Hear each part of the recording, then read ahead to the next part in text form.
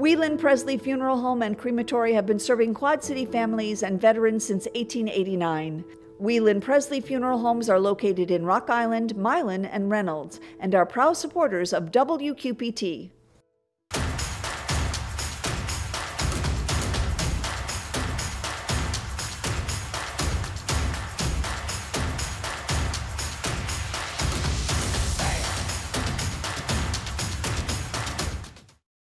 Alternatives is a proud supporter of WQPT and has been serving our community for 40 years.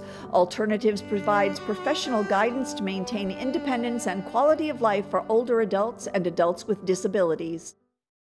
Gathering enough food to eat and a place to shop and hop in the cities.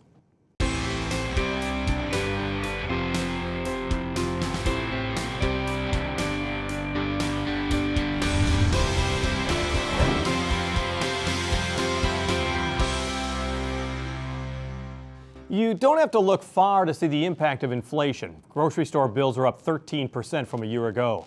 Rent, energy, other costs putting a dent, a big one, on people's pocketbooks. These rising costs come as students throughout the cities are trying to make sure families are fed this winter. The Student Hunger Drive in full swing at 15 different high schools, but it's coming to an end November 10th. We talked with the new director of the Riverbend Food Bank, Nancy Rankus, about the students' all-out effort and the need we're seeing as 2022 draws to a close.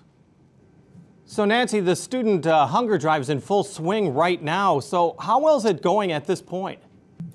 It's going very well. The Student Hunger Drive is such a community project that it always overwhelms me that we kick this off and the whole community immediately starts helping us and participating with us.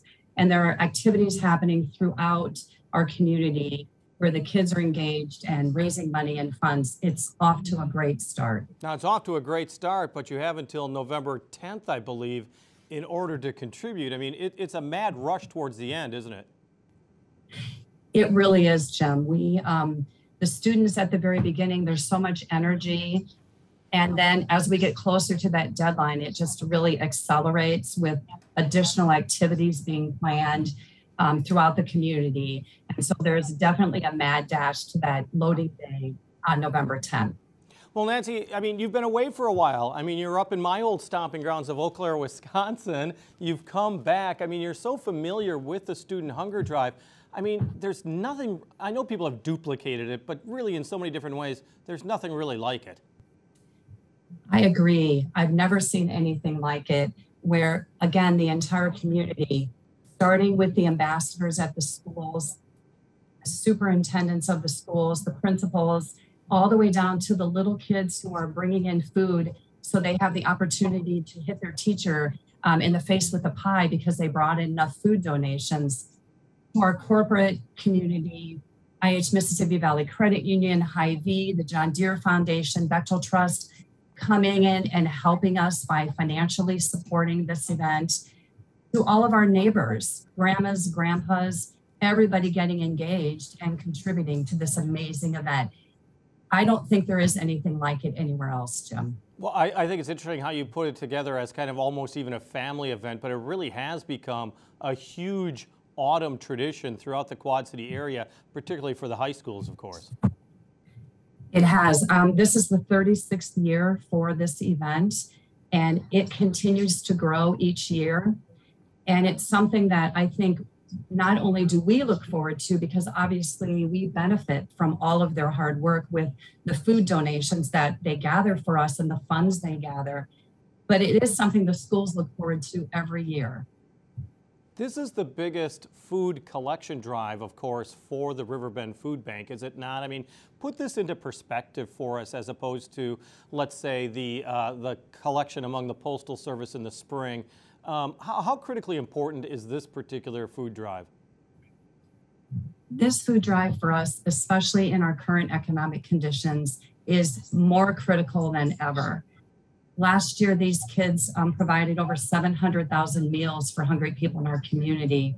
And with the need in our communities accelerating and our food donations, unfortunately, being down from who we typically look to for food donations, this food this year is going to be more critical than ever and is by far our largest food drive. So tell me what the food bank is like right now. What is, I mean, the shelves, of course, are stocked, but I'm sure they're deplenished.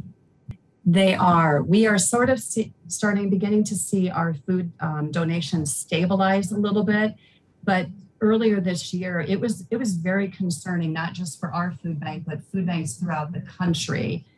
We are finding ourselves purchasing more food than what we have previously, and we're able to do that due to the generosity of our community.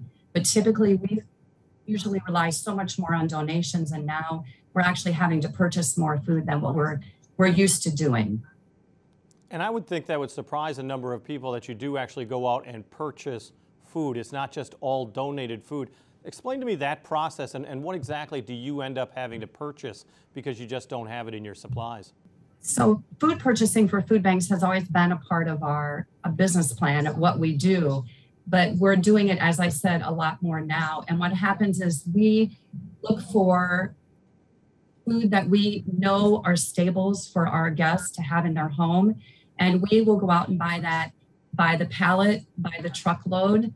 We do purchase our food at wholesale prices, just like a grocery store does. So we're not going and paying retail prices, but it is something that we have a list of items that we need to make sure we have in our warehouse. And if they're available, if there aren't issues with the supply chain, then those are typically the items that we're purchasing. Things like peanut butter, things like individual, small meals that people can pop in the microwave and eat, produce, all those types of things. We have gotten through the pandemic when food banks and food pantries were so, critically necessary for so many people. Now we're in what some are saying the start of a recession, but definitely bad economic times for some families where budgets are very tight. How does this compare right now to perhaps a year and a half to 2 years ago during the pandemic? I think all of us food banks breathed a little bit of sigh of relief when we could see where we were coming out of the hunger issues that were associated with the pandemic. And then almost immediately, inflation started to go up and food supply started to go down. And so we've had to adjust again to making sure that we can supply the food that our partner agencies need in order to be able to feed the guests that are standing in their line. An example would be, we have pantries at North Park and South Park Mall. During the height of COVID, we would give those families somewhere between 50 and 60 pounds of food when they came for a visit. And I happened to be there on Wednesday, and we were only able to give 28 pounds of food. So we are working diligently to try to get the food supply back up. But for now, our guests are seeing smaller amount of items in their box or in their cart based on the shortness of food donations. And of course, we're coming up to the holidays. We're coming up to Thanksgiving and Christmas, which is always known for meals in particular. I mean, is this like a tougher time for these families? I mean, not only nutritionally, but also, I guess, in some ways, mentally, it gets to bog down on you when you're unable to provide for yourself or your family. That's a great statement. I watched it on Wednesday when I was at North Park, where families come in and they immediately look at how much food are we able to give them that day and wonder, is it going to be enough? Is it going to be enough to take care of their family and their kids or whoever might be living in their household? Christmas just the holidays put on additional stress where you're trying to do so many things for your family. And we're just trying to make sure we have enough so that we can take one worry off of someone's plate, and that is food for their family for the holidays. I know one of the common themes for the Student Hunger Drive, and a good way to educate the kids themselves, is by pointing out how many children go hungry. I believe it's about 9 million American children tend to be food insecure right now. I mean, that really does hit these students, squarely where they live. When I had the opportunity to speak at the kickoff for Student Hunger Drive, that's one of the statistics I shared with those students, was that 1 in 7 children in our community daily face food insecurity, and how important this drive was for someone who could possibly be sitting next to them in the classroom. So isn't it, in a way, I mean, the Student Hunger Drive, not only a food collection program, but also, you know, very much an education for these kids, and if not, the community that just kind of points out the need? You know, it's an education on the hunger issue, definitely. But it also, for these students who are doing it, they're learning skills that they might not otherwise learn. They, as student ambassadors leading their school, they have to arrange all of the activities. They have to set their goals on what they hope to collect. They also have to arrange delivery of that food to come to the warehouse on November 10th. They bring that here. They figure out logistics of getting that here. So not only does it help us educate the community about the hunger issue, but also we feel that it gives some life skills for the students as they're participating. Well, in these waning days of the Student Hunger Drive, I mean, how can people help? I mean, I know that oftentimes monetary donations are good, but you want to help some of these schools as well with particular types of foods that are being collected. So there are a couple of unique options one of them started last year, where if you do want to help monetarily, but you want to make sure it goes to your school that you want to support, you can go to our website, riverbendfoodbank.org, and there will be a drop-down bar where you can select your school to make sure any monetary donation you make gets credited to that school. If you're thinking about food donations, we ask that you think about staples. What are the staples that you have in your house that you rely on every single day? And those are the things that our guests would appreciate having as well. Well, and Nancy, as we said, you've been away for a few months from the Quad Cities. Welcome back. Is it good to be back? Thank you so much. It is wonderful to be back. I had the privilege of working at a food bank up in, as you said, Eau Claire, Wisconsin for about 2.5 years. Great community, wonderful team that I worked with. But it is nice to be back. We have 2 of our children and 4 of our grandchildren are back here. And so it's nice to be around them again. Our thanks to the new director of the Riverbend Food Bank, Nancy Renkus. And once again, the Student Hunger Drive wraps up November 10th. And welcome to November, as many of the activities in the cities moves from outdoors to indoors. And Laura Adams has some great ideas for you and your family as you head out and about. This is Out and About for November 4th through 12th. Celebrate our veterans at the Veterans Day Parade that steps off at 10 a.m. in downtown Davenport on November 11th. And it's time to kick off the holidays in downtown Moline during Holiday Hop on November 11th and 12th. Finish the cycling season at the Turkey Burner on the LeClaire Levee on the 5th. And the Muscatine Art Gallery presents Elephant and Piggy, beloved children's characters, at their exhibit through February 5th. It's a party at the Freight House Farmers Market Fall Fest, November 4th through 6th. There's a Fall Antique Spectacular Vintage Market at the QCCA Expo Center on the 4th, while the Edwards Congregational UCC Craft Show takes place the 5th. Kansas perform at the Isle Casino Hotel on the 11th. The ZZ Top tribute band Mississippi Mud perform at Rhythm City Casino on the 11th, and Slaughter perform at Wild Rose Casino in Clinton on the 5th. The Quad City Symphony Orchestra perform Masterworks 2, Fit for a King, November 5th at 7:30. Circa 21 opens their new show, Irving Berlin's White Christmas, on the 9th. The 25th annual Putnam County Spelling Bee takes the stage at Galvin Fine Arts Center, November 10th through 12th. The drama 12 Angry Jurors is presented at Playcrafters Barn Theater through the 13th. And Motherhood the Musical opens at the Black Box Theater in downtown Moline through the 12th. For more information, visit WQPT.org.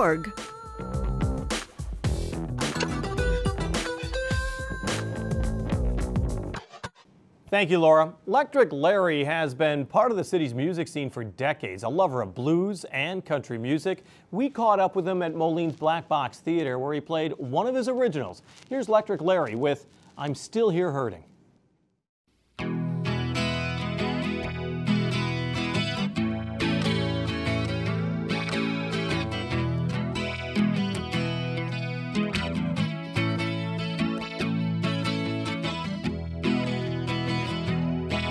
I'm sitting here hurting over you.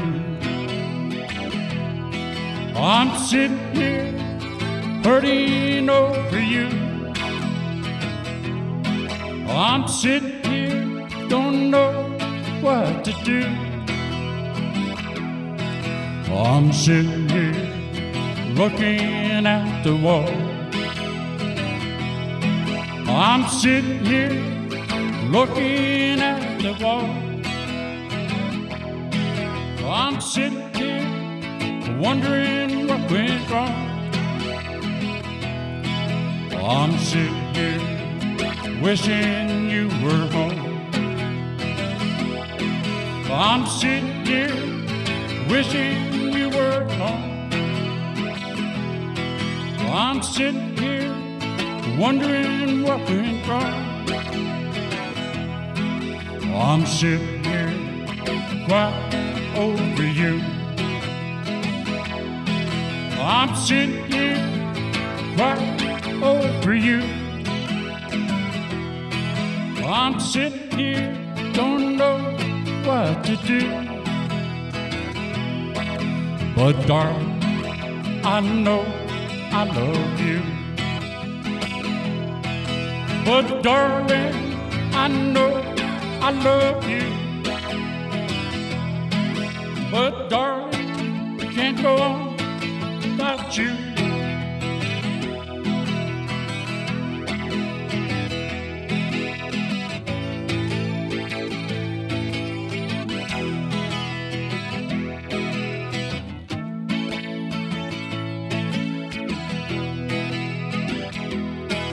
I'm sitting here hurting over you. I'm sitting here looking at the wall. I'm sitting here wishing you were home. I'm sitting here crying over you. But darling, I know I love you. But darling, can't go on without you. But darling, I know I love you. But darling, I know I love you. Electric Larry with I'm Still Here Hurting, performed at Moline's Black Box Theater. The holiday season may seem weeks away, but for local merchants, the sooner you shop at their stores, the better. And in downtown Moline, it all kicks off with the 5th annual Holiday Hop. And we talked with Amy Trimble, the co-owner of Watermark Corners, about the efforts to get people downtown right now and through the end of the year. 5th annual Holiday Hop. So what's new this year compared to the last 4 years? Well, first of all, we aren't in COVID, so we're Big excited deal. about that. Yeah. Yes. So everything is open. Last year at this time, the John Deere Pavilion was just reopening for the first time since pre-COVID. So this year they've been open a year. They have exciting things going on there. This year we have more businesses than before. We're over 50 already, with more being added. Well, when we talk about Holiday Hop, some people may not be all that familiar. I mean, it started like half a decade ago. It was kind of the downtown Moline businesses kind of saying, hey, let's kick off the Christmas season with a way to make it family friendly and people going place to place to place to place, to give you a taste of what exactly downtown Moline has. It's grown from that, but that's still the basis, isn't it? Absolutely. So I'm going to take it back a little bit farther. Yeah. It actually goes back to 1999 when Beth Lagomarsino and I partnered together for our first holiday open house the year we opened. And so we did our open house in conjunction. We had our own trolley. At the time, we had a couple other businesses, a stationery store and a flower shop, and we ran the trolley. We did that for several years, just the two of us. And fast forward, and then at one point, the Downtown Business Organization decided to build on that, and we created Get Jazzed for the Holidays. So that went about 7 years. I forgot about and that. then we rebranded it 5 years ago to the Holiday Hop.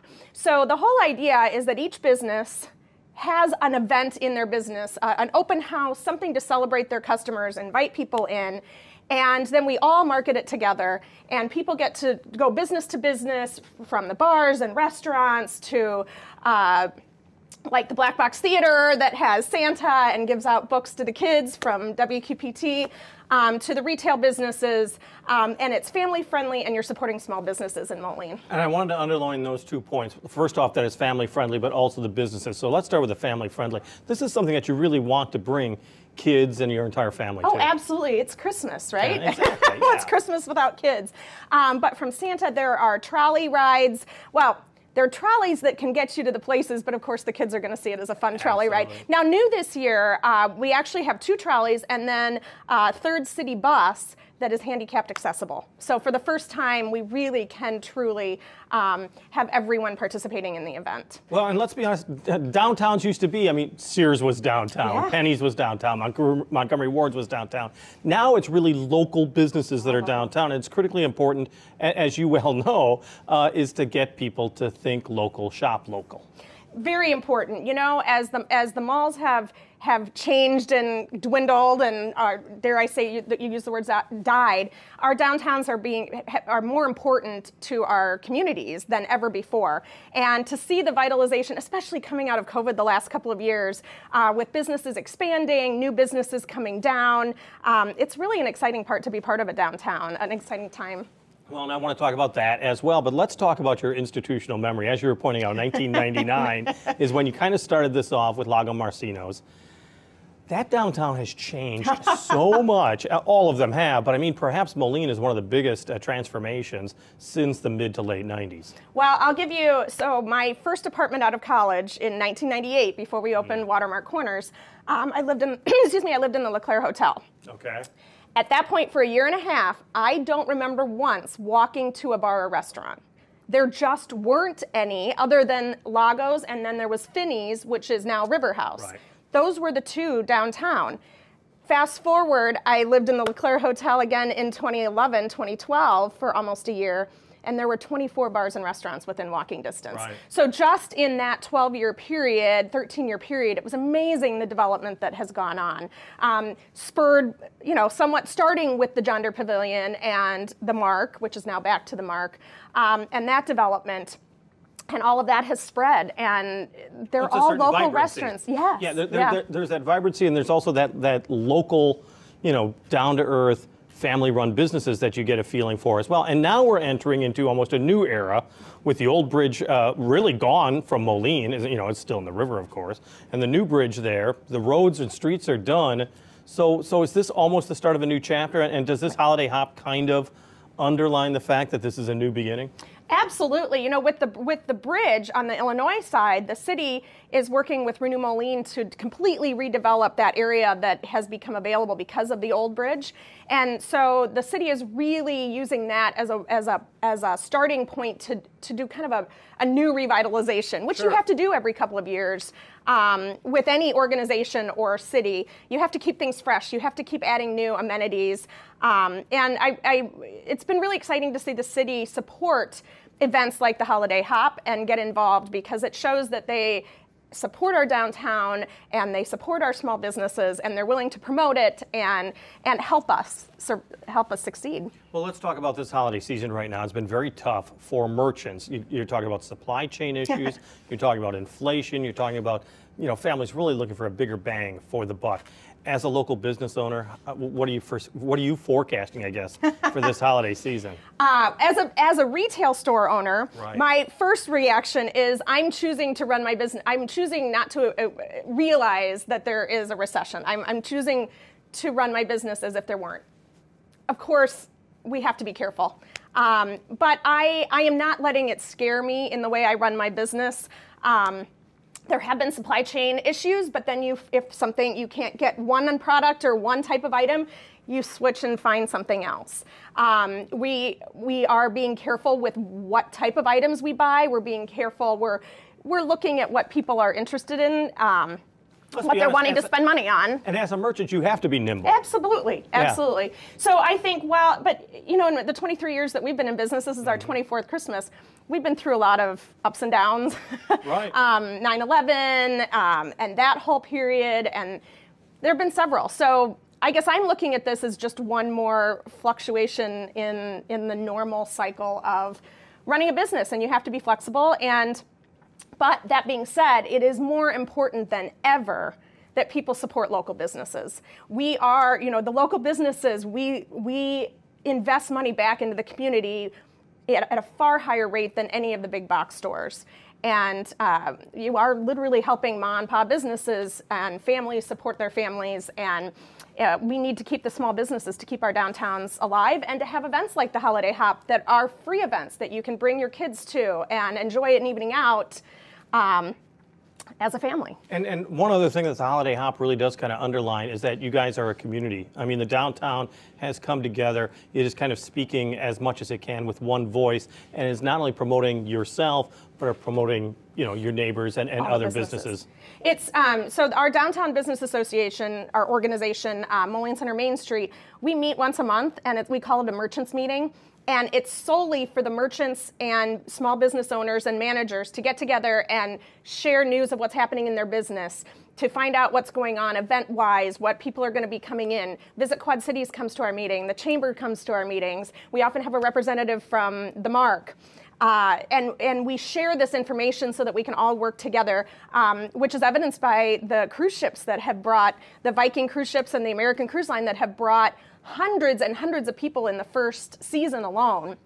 And they've been coming involved in our meetings so that we as vendors, as retailers and restaurants, as merchants all know and are prepared for when they come to town. So the last several years, and it's been coming out of COVID more vital than ever, that we have really pulled together as business owners with the support of the city to keep communication going and to work together and put together events like this.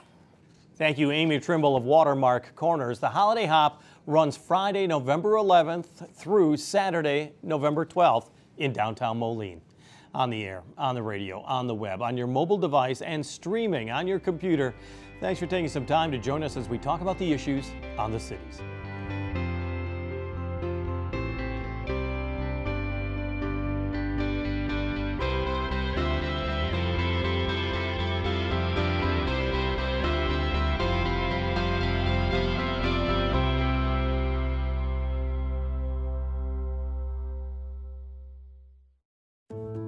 Whelan Presley Funeral Home and Crematory have been serving Quad City families and veterans since 1889. Whelan Presley Funeral Homes are located in Rock Island, Milan, and Reynolds, and are proud supporters of WQPT.